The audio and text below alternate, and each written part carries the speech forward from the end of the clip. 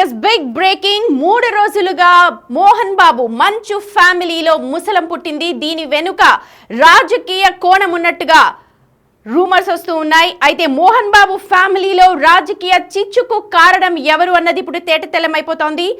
Big TV exclusive చూడొచ్చు. గొడవ వెనుక బీఆర్ఎస్ మాజీ ఎమ్మెల్యే ఉన్నట్టుగా తెలుస్తోంది. రోహిత్ రెడ్డికి ప్రత్యక్షంగా ఇందులో భాగస్వామ్యం ఉన్నట్టుగా తెలుస్తోంది. మంచు కుటుంబంలో ఘర్షణకు ఓ చర్చ కారణంగా మనకు తెలుస్తోంది. జల్పల్లిలో దాదాపు 30 ఎకరాల్లో మోహన్ బాబు ప్యాలెస్ ఉన్నట్టు మనకు తెలుసు.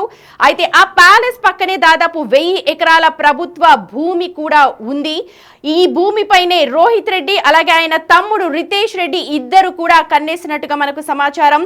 మంచు మనోజ్తో పైలట్ రోహిత్ రెడ్డికి చాలా సన్నిహిత స్నేహం ఉంది. జల్పల్లిలో ప్యాలెస్ ఆ పక్కనే ఉన్న భూమి పైన ఈ ఇద్దరు అన్నదమ్ముల కన్ను పడింది. ఆ ప్రభుత్వ భూమిలో ఫిలిం సిటీ కట్టాలి అని ప్లాన్ చేసుకున్నారు. దీనంతటికీ కూడా 2020లో అంటే కరోనా టైంలోనే స్కెచ్ పడ్డట్టుగా మొత్తం పునాదులు పడ్డట్టుగా మనకు సమాచారం ఉంది. అప్పటి పర్యాటక శాఖ మంత్రి శ్రీనివాస్ గౌడ్తో కూడా చర్చలు జరిపినట్టుగా మనకు తెలుస్తోంది.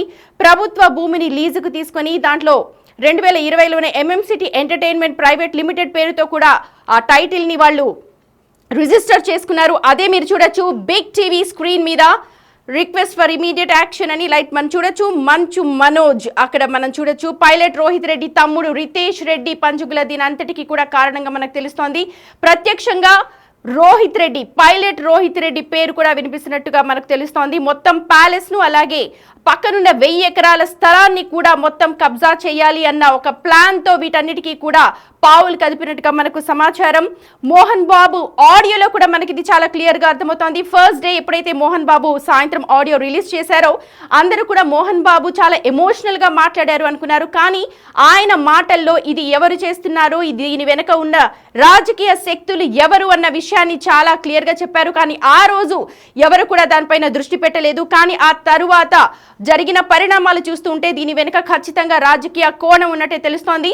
ఫస్ట్ డే మోహన్ బాబు ఏం మాట్లాడారో ఒకసారి మనం విందాం. ఎవరు ఏ అధికారి ఫోన్ చేశాడు, ఆ అధికారికి ఏ పొలిటీషియన్ చేశాడు, అది వాళ్ళకే వదిలేస్తున్నా.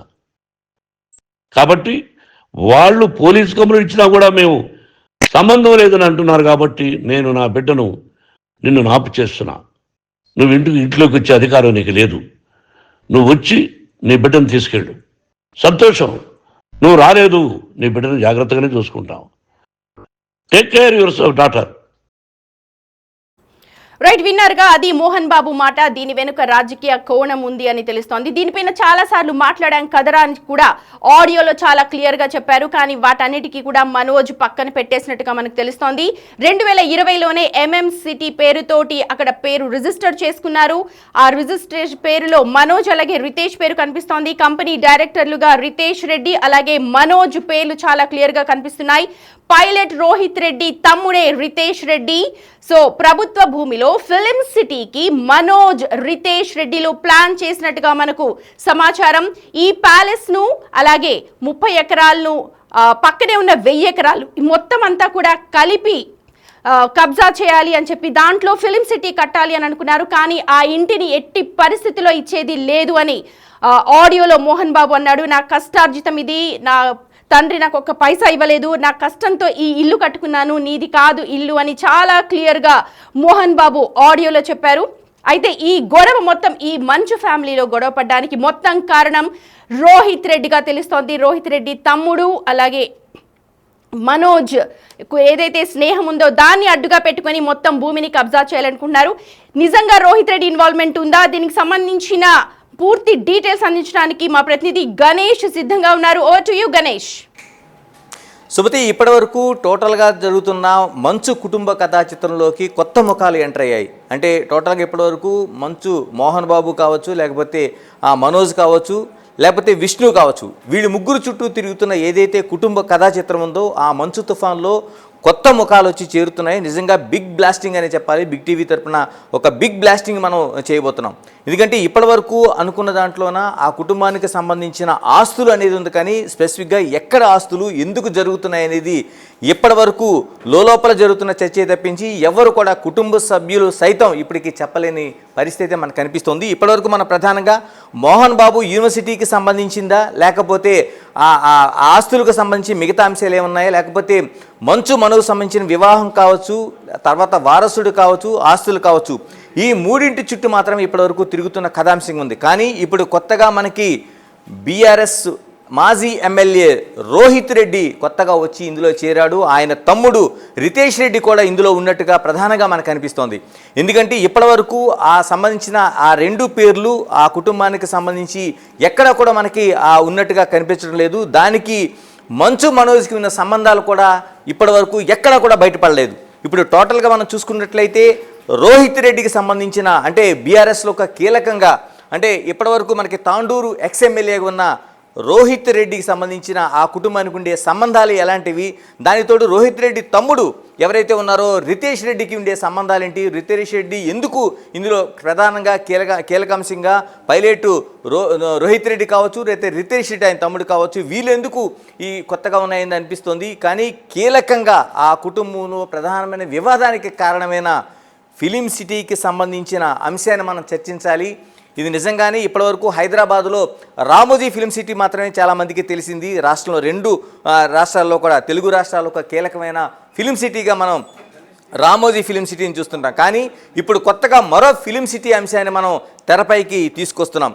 ఇది ఎందుకు వచ్చింది? దీనికంటే ముందు మనకి ఏదైతే సిటీ ఎంటర్టైన్మెంట్ ప్రైవేట్ లిమిటెడ్కి సంబంధించిన ఒక కీలకమైన అంశం. ఎంటర్టైన్మెంట్ అనేది, సిటీ ఎంటర్టైన్మెంట్ అనేది ఏంటి? మంచు మనోజ్కి సంబంధించిన సిటీ ఎంటర్టైన్మెంట్ ఇది ఒక ప్రత్యేకమైన రిజిస్టర్ అయిన సంస్థ.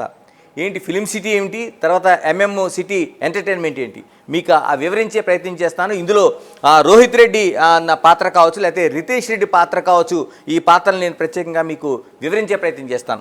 ఒక్కసారి మనం చూసుకుంటే ఇది మనకి ఎంటర్టైన్మెంట్ సంబంధించిన ఒక డాక్యుమెంటేషన్ని అంటే అఫీషియల్ డాక్యుమెంటేషన్ మనం చూస్తున్నాం. ఈ డాక్యుమెంటేషన్ సంబంధించింది మనం సిటీ ఎంటర్టైన్మెంట్ ప్రైవేట్ లిమిటెడ్ సంబంధించిన ఒక డాక్యుమెంటేషన్ చూస్తున్నాం.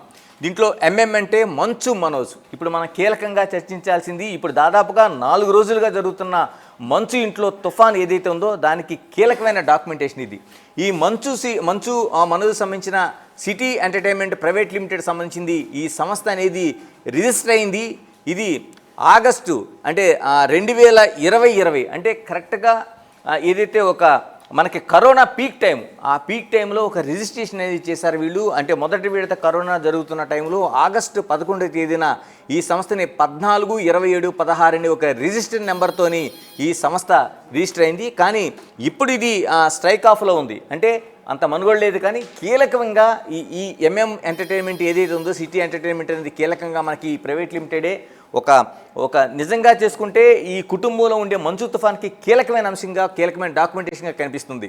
ఇందులో మనం చెప్తున్న పైలట్ రోహిత్ రెడ్డి తమ్ముడు కావచ్చు, పైలట్ రోహిత్ రెడ్డి కావచ్చు, రితేష్ రెడ్డి కావచ్చు, దీనికి సంబంధించిన ఒక కీలకమైన అంశాన్ని మనం చూస్తున్నాం. ఇందులోన మనం చూస్తున్నాం రితేష్ రెడ్డి దీనికి సంబంధించిన అంటే పైలట్ రోహిత్ రెడ్డికి సంబంధించిన ఆయన తమ్ముడు రితేష్ రెడ్డి కనిపిస్తున్నాడు. తర్వాత మంచు మనోజ్ కుమార్ మనకి ఇందులో కనిపిస్తున్నారు. వీళ్ళిద్దరూ పార్ట్నర్లుగా ఏదైతే మనకి సిటీ ఎంటర్టైన్మెంట్ ప్రైవేట్ లిమిటెడ్ ఉందో ఇది రిజిస్టర్ అయింది. ఈ రిజిస్టర్ అయ్యడానికి కారణం ఒక ఫిలిం సిటీ ఏర్పాటు చేయాలి, అది కూడా 1000 ఎకరాల్లో ఏర్పాటు చేయాలి. అది సిటీ అవుట్స్కట్స్లో ఉండాలి, హైదరాబాద్లో ఒక భాగంగా ఉండాలి. అంటే ఏదైతే రామోజీ ఫిలిం సిటీ తెలుగు రాష్ట్రాల్లో ఒక అత్యంత ప్రతిష్టాత్మకంగా ఉందో అలాంటి స్థాయిలో తనదైనలాగా ఒక ఫిలిం సిటీ ఉండాలి. ఈ రిజిస్ట్రేషన్ అనేది సిటీ అనేది దీనిలో భాగంగా జరిగింది. అది కూడా మంచు మనోజ్ పేరుతో జరిగింది. ఇంతకీ ఆ ఫిలిం సిటీ ఎక్కడుంది? ఒక్కసారి మనం ఈ విజువల్స్ని చూస్తున్నాం. మనం ఇది మంచు మోహన్ బాబు సంబంధించిన ఒక ప్యాలెస్. ఈ ప్యాలెస్ ఇప్పుడు కేంద్రంగా ఇక్కడ మనకి జల్పల్లో ఉండే ఈ ప్యాలెస్ చుట్టే కథాంశం అంతా తిరుగుతుంది. ఈ ప్యాలెస్ చుట్టే ఇక్కడ వివాదాలు జరుగుతున్నాయి. ఈ ప్యాలెస్లోనే బౌన్సర్లు మోహరించారు. ఈ ప్యాలెస్ దగ్గరే మీడియా పైన దాడి జరిగింది. ఈ ప్యాలెస్ పైన పోలీసులు ఇప్పుడు పూర్తి స్థాయిలో దీనిపైన ఎటువంటి వివాదాలు జరగకూడదని బాండింగ్ చేయిస్తున్నారు.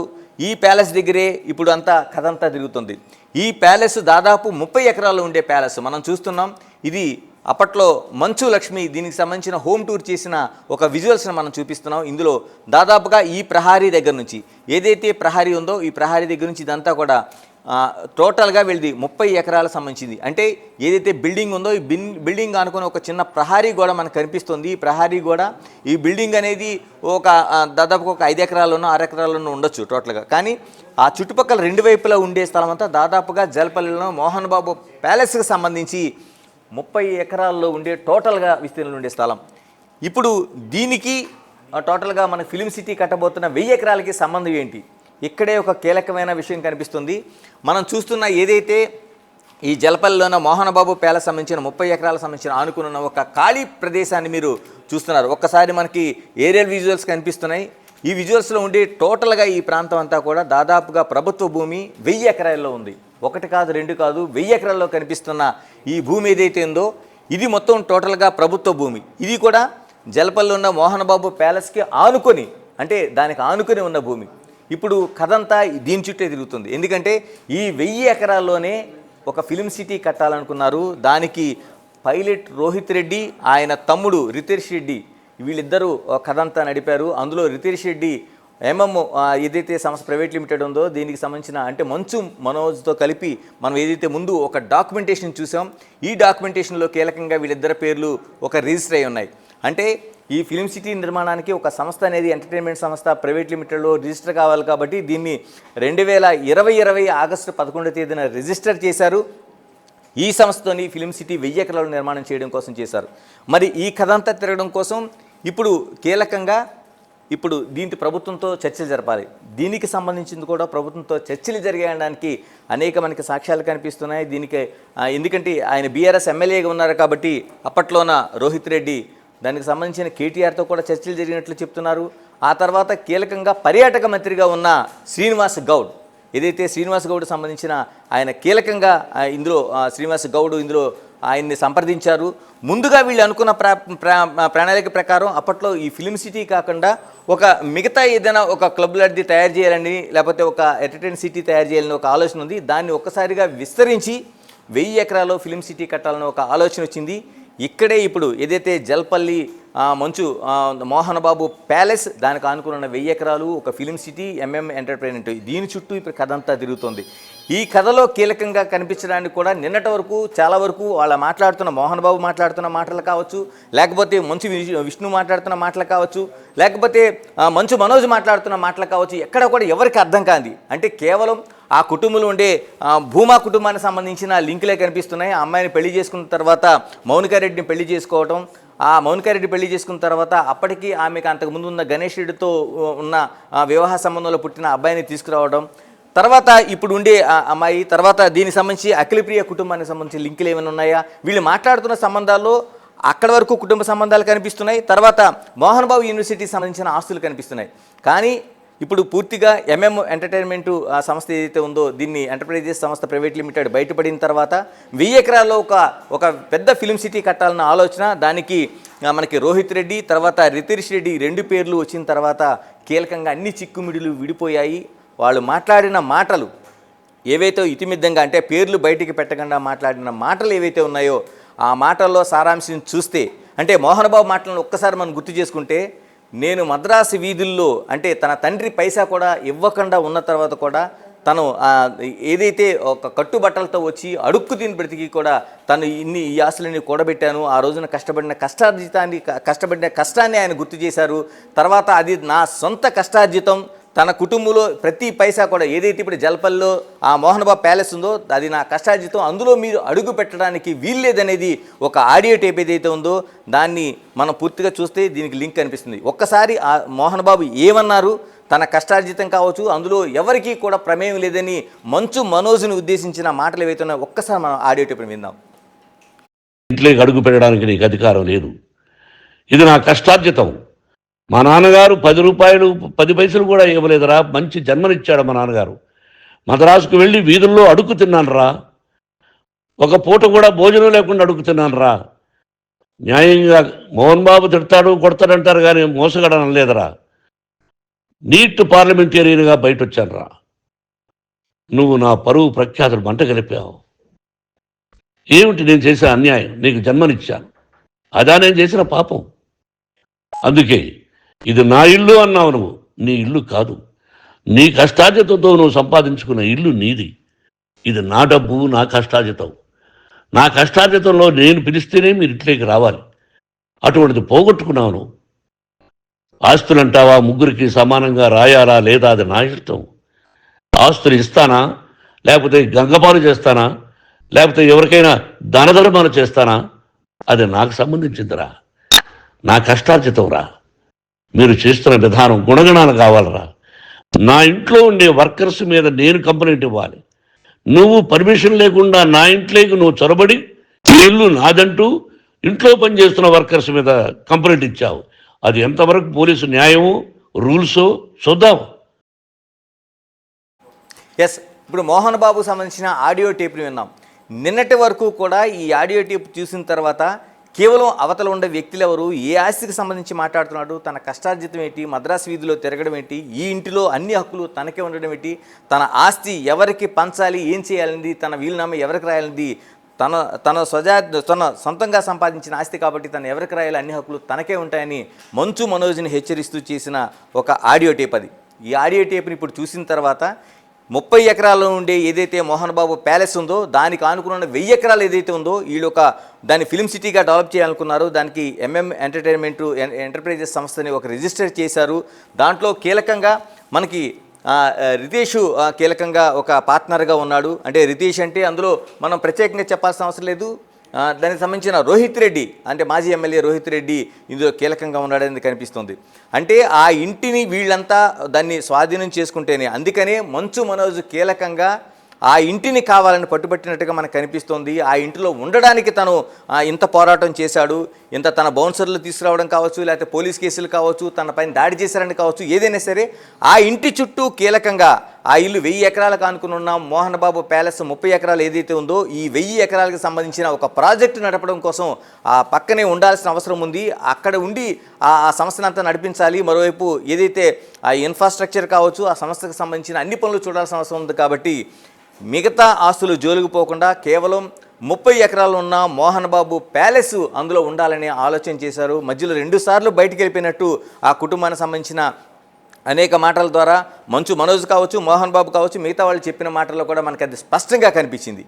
ఇందుకు సంబంధించి కూడా 2 సార్లు అంటే మంచు లక్ష్మికి సంబంధించిన ఏదైతే ఫిల్మ్ నగర్లో ఇల్లు ఉందో ఆ ఇంటిలో కూడా చర్చలు జరిగినట్లుగా మనకి చెప్తున్నారు. ఆ ఇంటిలో రోహిత్ రెడ్డి కావచ్చు, లేకపోతే రితేష్ రెడ్డి కావచ్చు, వీళ్ళందరికీ సంబంధించిన ఒక ఇద్దరు కూర్చుని సమిష్టిగా ఒక చర్చ కూడా చేశారు. ఎందుకంటే తండ్రికి సంబంధించిన దాంట్లో మంచు మనోజు ఆ ఇల్లు కావాలన్నట్టు దానిపైన చర్చలు కూడా చేశారు. అందుకని మోహన్ బాబు అందులో ఎవ్వరికి తనను అనుమతించేది లేదనేది, ఎందుకంటే తనను అప్పగించడానికి ఎంత తన కష్టార్జితం, అందుకని దాన్ని ఎవరికి ఇచ్చే అవకాశం లేదనేది తేల్చెప్పాడు. అయితే ఇందులో ఉండే వ్యక్తులు ఎవరు, ప్రధానంగా వ్యక్తులు మనకు కనిపిస్తున్న వ్యక్తులు ఇప్పుడు మనకి ఇప్పటివరకు వేరే అనుకున్నా రోహిత్ రెడ్డి కావచ్చు, ఎక్స్ఎమ్మెల్యే రోహిత్ రెడ్డి కావచ్చు, లేకపోతే రితేష్ కావచ్చు, వీళ్ళు ఎవరున్నారని తెలియట్లేదు. కానీ మనం మంచు విష్ణుకు సంబంధించిన మాటలు నిన్న ప్రెస్ కాన్ఫరెన్స్ ఏదైతే కాంటినెంటల్ ఆసుపత్రిలో ఆయన తండ్రి చికిత్స పొందుతున్నారని చెప్పిన సందర్భంగా అక్కడ ఉండే మీడియా సమావేశంలో ఆయన చెప్పిన మాటలు ఒక అల్టిమేటం ఇచ్చారు.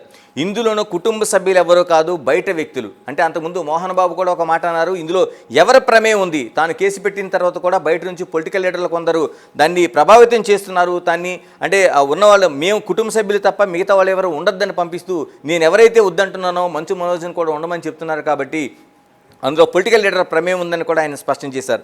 ఇంకా మరోవైపు ఇప్పుడు మనం మాట్లాడుకునే దాంట్లో మంచు విష్ణుకు సంబంధించిన ప్రెస్ కాన్ఫరెన్స్లో ఆయన కీలకంగా చెప్పింది, ఇది కుటుంబ సభ్యులది కాదు. అప్పటి వరకు అనుకున్నది ఏదైతే ఆ కుటుంబ సభ్యులు ఉన్నారో అందులోన మౌనికారెడ్డి ఉంది, లేకపోతే ఆ కుటుంబ సభ్యులు ఉన్నారు, లేకపోతే ఇలా అనుకునే పరిస్థితి అంతా ఒక్కసారిగా బయటికి షిఫ్ట్ అయింది. బయట వ్యక్తులు ఉన్నారు. నేను మాట్లాడుతున్న మాటలు ఎవరికి సంబంధించినో స్పష్టంగా వాళ్ళకి అర్థమవుతుంది. వాళ్ళకి మీరు కానీ దీన్ని స్టాప్ చేయకపోతే, దీన్ని ఇక్కడ నుంచి మీరు చేస్తున్న ప్రయత్నాలు కావచ్చు, మీరు ఆ మంచు మనోజ్కి సపోర్ట్గా వెళ్తున్న పరిస్థితులు కావచ్చు, స్టాప్ చేయకపోతే నేనే బయట పెడతానని 5 గంటలకు అల్టిమేట్ ఇచ్చారు. అయితే పోలీసులు దాన్ని ఇప్పటికే ఒక బాండింగ్ రూపంలో వాళ్ళందరూ ఏదైతే గొడవలు లేకుండా ఉండాలని చెప్పారో దానివల్ల దాన్ని స్టాప్ చేశారు. కానీ మంచు మనోజ్ అప్పుడు మాట్లాడిన మాటలకి అక్కడ ఉండే మీడియా కావచ్చు, ప్రజలకు కావచ్చు, మిగతా సినిమా ఇండస్ట్రీకి కావచ్చు ఎవరికి అర్థం కాలేదు. కానీ ఇప్పుడు బిగ్ టీవీ తేల్చిన ఈ స్పష్టమైన ఏదైతే ఒక 1000 ఎకరాలు ఉన్న స్టూడియో కావచ్చు, లేకపోతే ఎంటర్టైన్మెంట్ ఎంటర్ప్రైజెస్ సంస్థ ప్రైవేట్ లిమిటెడ్ సంబంధించిన రిజిస్ట్రేషన్ కావచ్చు, మంచు మనోజు, మరోవైపు రోహిత్ రెడ్డి, రితేష్ రెడ్డి, ఈ కీలకమైన అంశాలన్నీ ఇవన్నీ చూసిన తర్వాత మనకు స్పష్టంగా కనిపిస్తుంది. ఇప్పుడు మంచు విష్ణు అన్న మాటలు వింటే ఈ మొత్తం క్లారిటీ వచ్చే అవకాశం ఉంది. ఒకసారి మంచు విష్ణు ఏమన్నారు ప్రెస్ కాన్ఫరెన్స్ ఒకసారి విందాం. మీరు సాల్వ్ చేసుకున్నామని చెప్పి నేను మార్నింగ్ నుంచి మీరు అదే పనిలో ఉన్నారు, కానీ మళ్ళీ మాకు అన్యాయం జరుగుతుందని పోలీసులు ఘర్షణ అనేది జరగడం అంత అన్ఎక్స్పెక్టెడ్ గా జరిగిపోయి నెక్స్ట్ అన్న ఈ రోజుకి అంటే ఒక స్ట్రాటజీగా మీరు ఇందాక కూడా అన్నారు నోటీసులు మీకంటే ముందు ఈ గొడవ కనుక సంథింగ్ స్ట్రాటజీ అనేది ఉంది అని చెప్పేసి మాట్లాడుతున్నారు. అంటే మీకు అలా అనుమానాలు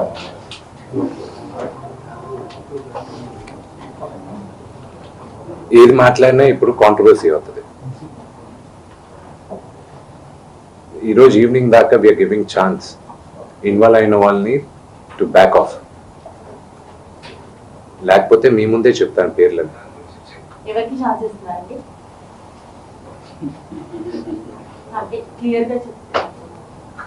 అర్థమయ్యే వాళ్ళకి అర్థం అవుతుంది. మనోజ్కి ఈ రోజు 5 గంటల వరకు ఛాన్స్ ఇస్తున్నారు అంటే 5:30 వరకు. I never give time to the family. My family is like this. For people, అవసరమైన బయట వాళ్ళు ఎవరైనా ఇన్వాల్వ్ అవుతుంటే వాళ్ళకి చెప్తున్నారు, this is a family matter, do not involve అని. ఈ రోజు మార్నింగ్ నుంచి we are surprised with the thing. ఎవరైనా సినీ రంగానికి రాజకీయ రంగానికి వచ్చిన వ్యక్తులు ఎవరైనా మనోజ్ గారు కూడా ఇన్వాల్వ్ అవుతున్నారని డౌట్ మీకు ఉందా? I'm not going to answer that question. అంటే ఎవరు ఇన్వాల్వ్ అవుతున్నారన్నారు కదా. అఫ్కోర్స్ మీడియా మహా అయితే మాకు తీసుకొచ్చి ఏం జరిగిందని అడుగుతారు. మీ తమ్ముడు కూడా నాకు So let me get back. Let's go back to the media thing. Yes, ఇది ఇప్పుడు టోటల్గా ఉన్న ఒక పిక్చర్లో ఒక మనకి క్లారిటీ వచ్చింది. ఎందుకంటే ఇప్పటివరకు మంచు తుఫాన్లో ఎవరున్నారు, దేనికోసం జరుగుతుందని ఒక క్లారిటీ మిస్ అయినా ఇప్పుడు టోటల్గా జరుగుతున్న ఇష్యూ అనేది ఒక ఫిలిం సిటీకి సంబంధించిన 1000 ఎకరాల్లో ప్రభుత్వ భూమిని వాళ్ళు లీజుకి తీసుకొని మోహన్ బాబుకున్న 30 ఎకరాలు ఉండే ప్యాలెస్ను దానికి ఆనుకున్న ప్యాలెస్తో పాటు అక్కడ కార్యకలాపాలు నడపాలనేది, తర్వాత ఎంటర్ప్రైజెస్ సంబంధించిన ప్రైవేట్ లిమిటెడ్ రిజిస్ట్రేషన్ కావచ్చు, మంచు దాంట్లో మంచు మనోజ్కి సంబంధించిన రిజిస్ట్రేషన్ కావచ్చు, అందులో పైలట్ రోహిత్ రెడ్డి ఎక్స్ఎమ్మెల్యే కావచ్చు, ఆయన తమ్ముడు రితేష్ రెడ్డి కావచ్చు. రితేష్ రెడ్డి అందరికీ తెలిసింది, అంతకుముందు ఆస్కారు అవార్డు పాటలో కీలకంగా ఉండే రాహుల్ సిప్లిగంజ్తో గతంలోన ఒక పబ్లో ఆయన వివాదం పడ్డాడు. అప్పుడు రితేష్ రెడ్డి అందరికీ సుపరిచితుడిగా బయటకు వచ్చారు. ఎవరి ఈ రితేష్ రెడ్డి అని తేలింది. ఆ రితేష్ రెడ్డి ఇప్పుడు రోహిత్ రెడ్డికి ఆయన తమ్ముడు. ఇప్పుడు కీలకంగా మనం కనిపిస్తున్నది, ఇప్పుడు ఏదైతే మనం ముందు మాట్లాడుకున్నామో, ఇప్పుడు ఈ ఏదైతే సంస్థ ఉందో సంబంధించిన సిటీ ఎంటర్టైన్మెంట్ ప్రైవేట్ లిమిటెడ్ సంస్థ, దానికి సంబంధించింది ఏదైతే ఒక కీలకంగా కనిపిస్తున్న 1000 ఎకరాల స్థలం, అందులో మంచు ప్యాలెస్, ఇవి అత్యంత కీలకంగా కనిపిస్తున్నాయి. ఇప్పటి వరకు వాళ్ళంతా కుటుంబ సభ్యులంతా హిడెన్గా పెట్టినా, పోలీసులకు ఇచ్చిన బాండింగ్లో దాన్ని స్పష్టంగా చెప్పలేకపోయినా, ఆస్తులు తగాదని చెప్తున్నా, కీలకంగా అతిపెద్ద ఒక ఇష్యూ అనేది మనకు కనిపిస్తుంది. ఇందుకోసమే ఆ కుటుంబ సభ్యుల మధ్య ఒక రేఖ ఏర్పడింది. అటు మంచు మనోజ్ దీనిపైన పూర్తిగా పట్టుపట్టడానికి ప్రధానంగా కారణం కనిపిస్తుంది. దానికి తోడు ఎవరైతే ఉన్నారో వాళ్ళు ఆ బీఆర్ఎస్లో ఉండే కీలకమైన నాయకులు కాబట్టి, అంతకుముందు కీలకంగా ఉండే మంత్రితో శ్రీనివాస్ గౌడ్తో కావచ్చు, కేటీఆర్తో కావచ్చు సంప్రదింపులు జరిగిన ఇష్యూ కాబట్టి ఎవరు కూడా ఆ పేర్లు బయటపెట్టలేదు. అయితే పోలీసులకి ఇది ఖచ్చితంగా చెప్పి ఉంటారని మనం భావించాలి. ఎందుకంటే అలా చెప్పకపోతే పోలీసులకు ఒక లింక్ దొరకదు కాబట్టి. కానీ ఇది బిగ్ టీవీ ఒక బిగ్ బ్లాస్ట్గా మీ ముందుకు మొత్తం టోటల్ కథ, ఆ కుటుంబ కథా చిత్రానికి మంచు తుఫానుకు ప్రధాన కారణమైన విషయాన్ని మీ ముందుచ్చింది. ఇప్పుడు పోలీసులు ఏ విధంగా స్పందిస్తారు, దీనిపైన పోలీసులు రోహిత్ రెడ్డిని కావచ్చు లేకపోతే రితేష్ రెడ్డిని కావచ్చు విచారించే అవకాశం ఉందా? ఖచ్చితంగా విచారించాల్సిన అవసరం ఉంది. ఆ తర్వాత మిగతా అంశాలకి అంటే సిటీ ఎంటర్టైన్మెంట్ ఎంటర్ప్రైజెస్ సంస్థ సంబంధించిన ఆ ప్రైవేట్ సంస్థకు సంబంధించిన ప్రైవేట్ లిమిటెడ్ సంస్థ సంబంధించిన డాక్యుమెంటేషన్ ఏంటి, దాంట్లో ఇంకా మిగతా ఎవరున్నారని కనిపిస్తుంది. ఎందుకంటే ఈ ఒక్క సంస్థలో మాత్రమే మంచు మనోజ్, రితేష్ రెడ్డి మనకి కీలకంగా కనిపిస్తున్నారు. మిగతా అనేక సంస్థలు ఉన్నా వాళ్ళ కుటుంబ సభ్యులు మిగతా వాళ్ళతో మాత్రమే పరిమితమైంది.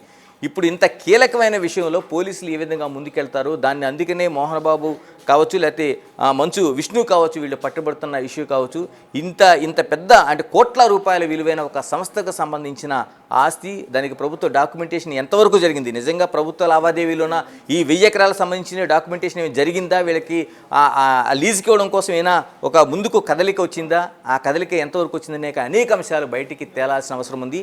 ఇదే ఇప్పుడు మంచు తుఫాన్లో ఒక కీలకమైన విషయంగా మనకి కనిపిస్తోంది.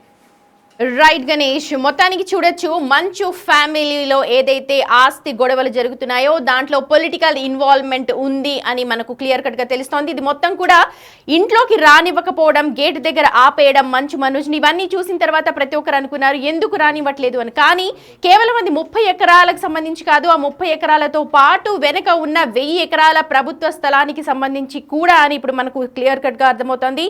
జల్పల్లిలో ఉన్న మోహన్ బాబు ప్యాలెస్, ఆ పక్కనే ఉన్న ఖాళీ స్థలం దాదాపు 1000 ఎకరాల ప్రభుత్వ భూమిలో ఒక ఫిలిం సిటీని కట్టాలనుకున్నారు. ఆ ఫిలిం సిటీకి సంబంధించిన ఒక అగ్రిమెంట్ ని కూడా 2020లో రాసుకున్నారు. రోహిత్ రెడ్డి తమ్ముడైన రితేష్ రెడ్డి అలాగే మంచు మనోజ్ వీళ్ళిద్దరికి సంబంధించిన డాక్యుమెంట్స్ కూడా ఇందాక మా ప్రతినిధి గణేష్ చాలా క్లియర్ కట్ గా చూపించారు. ఈ మొత్తం వ్యవహారాన్ని అప్పటి నుంచి కూడా నడుపుతున్నారు. అందుకే మోహన్ బాబు ఆడియోలో కూడా గతంలో కూడా మాట్లాడుకున్నాం కదరా, నీకు ఇది క్లియర్ గా చెప్పాను, ఇది నా స్వార్జితం, నా ఆస్తి ముగ్గురికి సమానంగా పంచుతానో లేదో నీకు సంబంధం లేదు అన్నారు. అంటే ఆస్తి గొడవలని ప్రతి ఒక్కరు అనుకున్నారు, కానీ కేవలం ఆ ప్యాలెస్ 30 ఎకరాలు అలాగే దానికి సంబంధించిన 1000 ఎకరాల ప్రభుత్వ స్థలానికి సంబంధించి అని ఎవరు కూడా అనుకోలేదు. కానీ ఇప్పుడు క్లియర్ కట్ గా ప్రతి ఒక్కరు కూడా అర్థమవుతోంది ఇందులో BRS ex MLA Rohit Reddy ప్రమేయం ఉన్నట్టుగా, ఆయన తమ్ముడు రితేష్ రెడ్డి ప్రమేయం ఉన్నట్టుగా తెలుస్తోంది. ఈ పూర్తి వ్యవహారాన్ని వెనకుండి నడిపించింది వీళ్ళే అన్నట్టుగా క్లియర్ కట్ గా అర్థమవుతోంది. మోహన్ బాబు ఆడియోలో కూడా రాజకీయ శక్తులు ఎవరున్నారో మాకు తెలుసు, విష్ణు మాటల్లో కూడా విన్నాం, ఇది మా ఇంటి వ్యక్తులకి సంబంధించిన హెచ్చరిక కాదు, ఇంట్లో వాళ్ళకి నేను ఎప్పుడు కూడా హెచ్చరికలు చెయ్యను, ఇది బయట వ్యక్తులు ఎవరైతే ఇన్వాల్వ్ అయి ఉన్నారో వాళ్ళకు తెలుసు, నేను ఎవరికి ఉద్దేశించి మాట్లాడుతున్నానో కూడా వాళ్ళకి క్లియర్ కట్ గా తెలుసు అని మాట్లాడారు. సో మంచు ఫ్యామిలీలో ఆస్తి గొడవలు ఇప్పుడు రేపడానికి ప్రధాన కారణం బీఆర్ఎస్ ఎమ్మెల్యేలు అలాగే రాజకీయ నాయకుల ప్రమేయం ఉన్నట్టుగా మనకి ఇక్కడ క్లియర్ కట్ గా అర్థమవుతోంది.